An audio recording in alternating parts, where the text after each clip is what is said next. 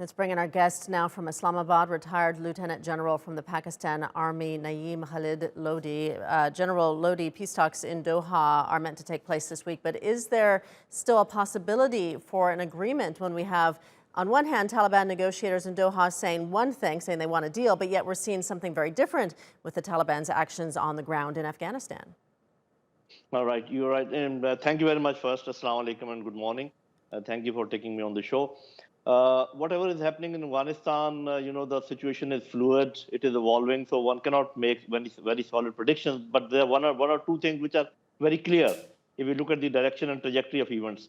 One, that Ashraf Ghani and his forces, they have failed to actually defend themselves, and the speed with which Afghan Taliban are moving, this actually defies the military logic, but it does not defy the political logic. So what I think, my assessment is that more than fighting, it is the talking which is making such rapid advances within Afghanistan. So irrespective of whatever the Western media say, there are fightings, but not that intense as it is being depicted. It is more of people surrendering either willfully or under duress or whatever it is. So your question that they are saying something else in Doha and doing something else on ground, I think that the two things are quite compatible.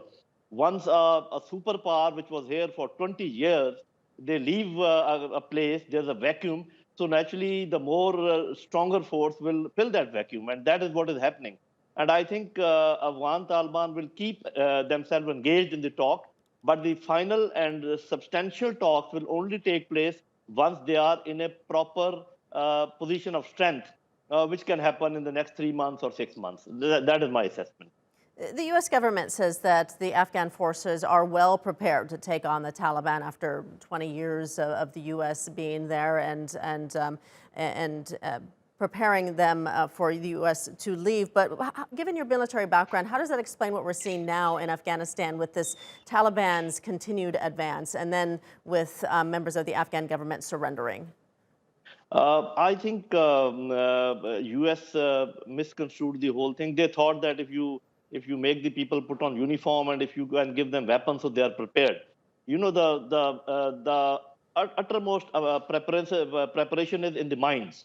So what I think is that the Afghan army mentally probably is not ready to face Afghan Taliban for whatever reason. Either they could be having some affinities with them, or having some other affiliations with them, or because of fear, whatever is the reason.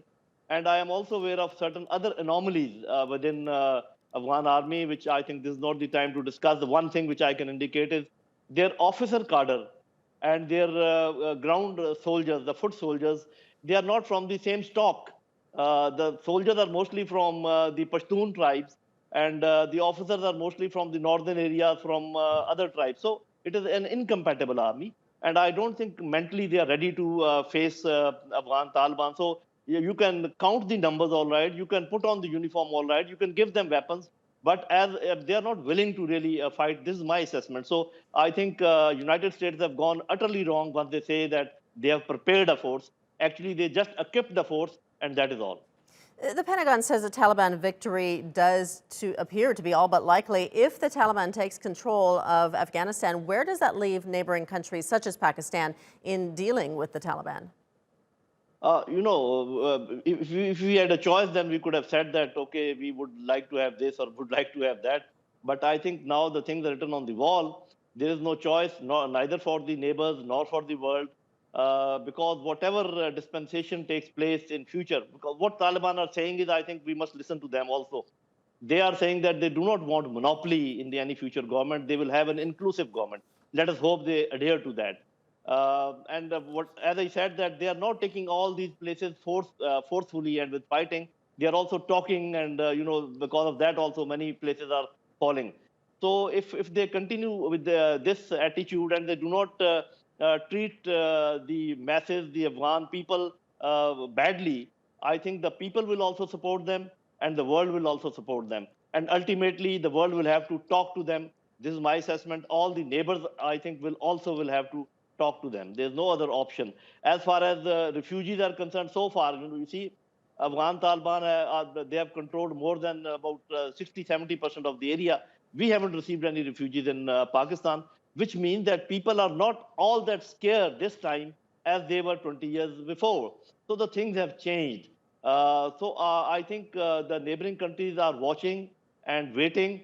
And my own assessment is ultimately because Taliban have met Iranians, they have met Russians, they have met Chinese, they are all talking to Turks, they are talking to Pakistanis.